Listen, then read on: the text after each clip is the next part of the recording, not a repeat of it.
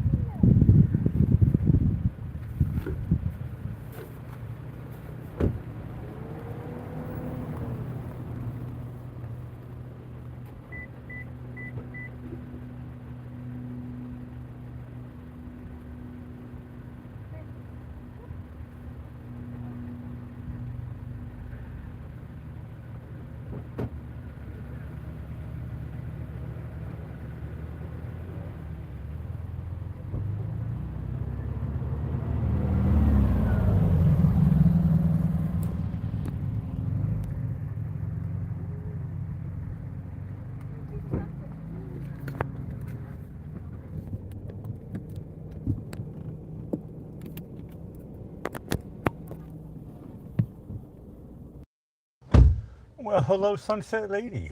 Well, hello there, Alec Whittier. What is on your mind? Well, tomorrow is National Pasta Day and International Sawfish Day and Department Store Day and Dictionary Day and Global Cat Day is for today. Now, for birthdays, in 1758, Noah Webster. That's where we get the Webster's Dictionary, and that's why we have a Dictionary Day, I'm sure. And in 1925, Angela Lansbury, Irish, British, American, Golden Globe, and multiple Tony Award-winning stage and screen actress. She was in The Manchurian Candidate, Mame, and Murder, She Wrote was her TV program. Okay, now 1946, Suzanne Marie Summers, actress and author, and she was in Three's Company. Now here's the sketch of the birthday person. Suzanne Summers as Chrissy Snow on Three's Company. Years active, 1968 to 2003. There's her signature down there. I loved her in the movie Serial Mom. She is hilarious. Happy birthday to Suzanne Summers. Yes, happy birthday, Suzanne. Now we'll do a little bit of history. In 1957, British Queen Elizabeth II and her husband Prince Philip visit Williamsburg, Virginia. And in 1978, a Polish cardinal is elected Pope John Paul II. I forgot I was going to bring his picture in from the archives, so maybe I'll bring it tomorrow. Okay, in 1979, a comedy sketch show with Rowan Atkinson debuts on BBC Two. And in 1992, the 1700th David Letterman show aired on this night in 1992. Now the quotes tonight I have are from Suzanne Summers. And she said, "My goal in life is to become the person my dog thinks I am." I told you she's funny. I thought that was good, yeah. I know, and this is where I thought she was talking about my life. She said, "I started dieting, and I tried all the diets, and I would lose, and then I would go back to normal eating and would put it on and then some." Well, this is what I've been telling people what happened to me. I was a yo-yo dieter, and I could lose 50 pounds, and then as long as I did all the programs there were, Weight Watchers, I started an Overeaters Anonymous in Massachusetts because I knew I ate emotionally, and every program I worked, they all worked. And then something would happen, and as soon as I stopped working them, I put back the 50, plus 10 more on top of that. That's where you get that yo-yo syndrome. However, she doesn't say about a solution, but I found my solution. I knew it had to be a way of life and not a diet. And all I did, I could write a diet book on one page alone. All I did was use a small plate. And I didn't measure any food. I didn't tell myself I can eat this or that or the other thing, and I wasn't a vegetable eater or a salad eater like most people are, and they should be. But when I did that, I shrunk my stomach, and I lost over 100 pounds, and I've kept it off for at least 5 or 6 or more years now. I'm wondering, you said, so Suzanne Summers had the yo-yo thing. Now we all want to know, what was her trick? Maybe she did the one plate She trick. didn't say what We got to Google it. Fact check us. after that. How did she do it? Break that pattern. Okay. Well, she did come up with this. You know, this is my last thing that she said. Okay. You know, as long as you do everything in moderation and you don't go overboard. Okay, there's the trick. That's her answer. Which is one plate for you. You can't go overboard if you only use one plate. Well, I had a small plate, and you can't pile it high, and you don't go to all-you-can-eat buffets. which we all know and love. You stay away from the Amish restaurants, yeah, because they're like home cooking. And also, my problem was my grandparents brought me up, and my grandmother was a marvelous cook from Nova Scotia. Say no more. She did everything by hand. I mean, I would come home and bread would be baking in the oven. If you've ever smelled bread baking, you know what I mean. I grew up in your house, so yeah. And I know what it's like. You know what it's like when Homemade bread. When I imitate my grandmother, right? Well, when I put a apple pie on the table, it was like she just put it there. And if I would eat it and it would taste good, I would say then if I ate more, it would taste better. And that's how you get that yo-yo business. So if I just keep it to a little small plate, and that wasn't difficult to do. And I just shrunk my stomach, and then now I can just eat like normal people. And it was so simple. And it didn't cost anything for a little small plate. And sounds like she came up with the same answer. So that's a wonderful thing.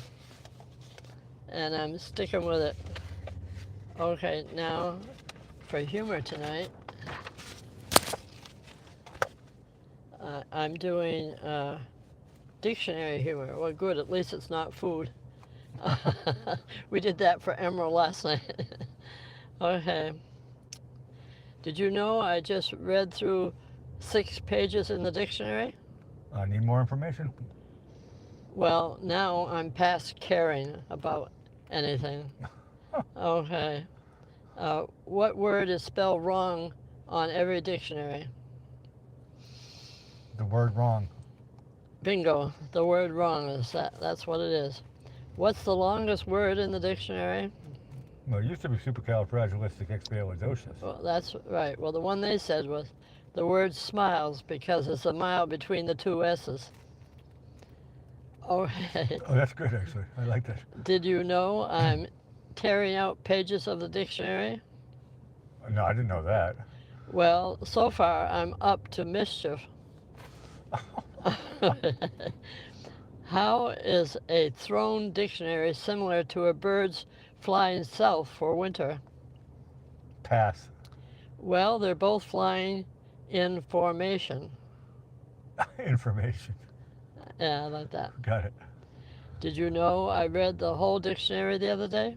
I got to hear the story. I did not know that. Okay, well, at the start, you think it's the aardvark, but by the end, it turns out that the zebra did it. That must have been quite a story. Okay. You know that I once swallowed a whole dictionary? No. Well, it gave me the sorest throat I've ever had. Thesaurus. Okay. Did you know that I bought a dictionary and when I got home, I realized all the pages were blank? No. Well, now I have no words for how angry I am. You're speechless. Know what happened when you have finished reading the dictionary? Probably like a bedtime story. You just fall asleep. A lot of information. Right. Well, now every other book is just a remix. Know why I'll never use my new dictionary again? No. Because the definition it gave for obfuscate was very confusing and misleading.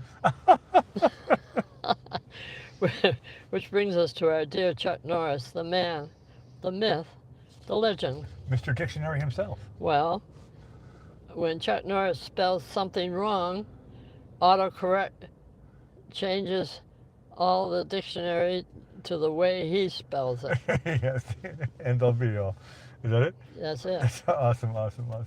I tell you, it's beautiful out here right now. It looks really gorgeous here. It just looks so calm and peaceful. Everybody's walking back on a lovely evening, 82 degrees, a nice sea breeze. We'll see what happens tomorrow. I'm Alec Whittier signing off. Over to you, Sunset Lady.